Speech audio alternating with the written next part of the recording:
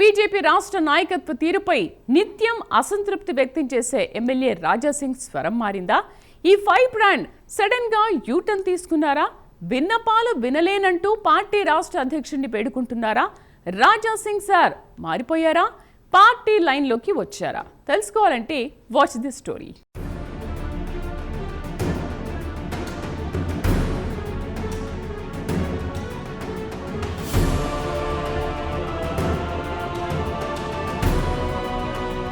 తెలంగాణ కాషాయ పార్టీలో నిత్యం అసంతృప్త రాగాలు వినిపించే ఎమ్మెల్యే రాజాసింగ్ విన్నపాలు వినవలే అంటూ రాష్ట్ర సారథి కిషన్ రెడ్డిని అభ్యర్థిస్తున్నారు. అకస్మాత్తుగా గోషామహల్ స్వరం మారడానికి కారణాలేంటి అనే దానిపై పార్టీలో జోరుగా చర్చ జరుగుతోంది. పార్టీలో తనకు అన్యాయం జరుగుతుందని ప్రతి సందర్భంలోనూ రాష్ట్ర నాయకత్వంపై చిటపటలాడేవారు. పార్టీ జాతీయ నాయకత్వాన్ని ఏమీ అనకపోయినప్పటికీ రాష్ట్ర పార్టీ నాయకత్వాన్ని ప్రశ్నిస్తూ చికాకు పెట్టేవారు.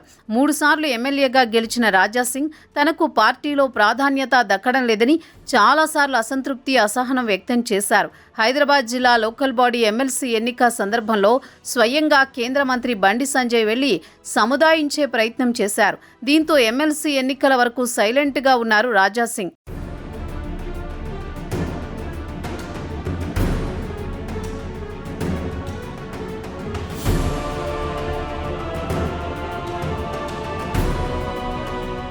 ఎమ్మెల్సీ కవిత లేఖ తర్వాత మరోసారి రాష్ట్ర నాయకత్వంపై ఘాటుగా విమర్శలు చేశారు. అక్కడితో ఆగకుండా పెద్ద మొత్తంలో డబ్బులిస్తే మా నేతలు అమ్ముడు పోతారంటూ సంచలనం కామెంట్స్ చేశారు. రాజాసింగ్ వ్యాఖ్యలపై ఆగ్రహం వ్యక్తం చేసిన ఒక కరీంనగర్ బీజేపీ కార్యకర్త సోషల్ మీడియాలో పోస్టు పెట్టారు. రాజాసింగ్ వల్ల పార్టీ నష్టపోతోంది అంటూ సోషల్ మీడియాలో పోస్టు పెట్టడంతో రాజాసింగ్ మరోసారి ఫైర్ అయ్యారు. కరీంనగర్ నుంచి వార్ మొదలైందంటూ ఇండైరెక్ట్గా బండి సంజయ్పై కూడా అసంతృప్తి వ్యక్తం చేశారు. సస్పెండ్ చేస్తే చేసుకోండి, అందరి జాతకాలు బయటపెడతా అంటూ పార్టీ రాష్ట్ర నాయకత్వానికి కొరకరాని కొయ్యేలా రాజాసింగ్ వార్నింగ్ ఇచ్చారు.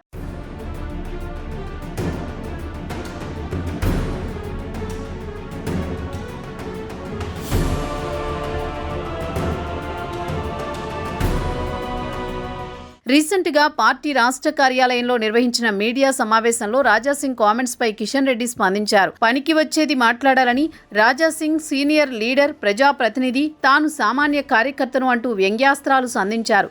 రాజాసింగ్ ఏమనుకున్నారో ఏమో, వెంటనే తన రొటీన్ మెసేజ్లకు భిన్నంగా మీడియాకు విన్నపాలు వినవలే అంటూ కిషన్ రెడ్డిని అభ్యర్థిస్తున్నట్లు మెసేజ్ పాస్ చేశారు. వ్యక్తిగతంగా సమయం ఇవ్వండి, వచ్చి కలుస్తాను అంటూ కిషన్ రెడ్డిని అభ్యర్థించారు. సమయం నిర్ణయించి చెబితే వచ్చి కలిసేందుకు సిద్ధంగా ఉన్నానని చెప్పారు. వ్యక్తిగత విభేదాలను విడిచిపెట్టి ఐక్యంగా పని చేద్దామని కోరారు. రాజాసింగ్ యూటర్న్ స్టేట్మెంట్పై పార్టీలో విస్తృత చర్చ జరుగుతోంది.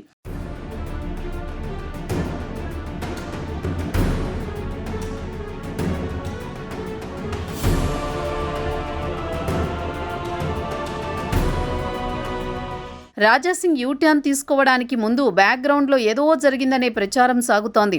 పార్టీ రాష్ట్ర సారథి కిషన్ రెడ్డి ఏం చేశారు?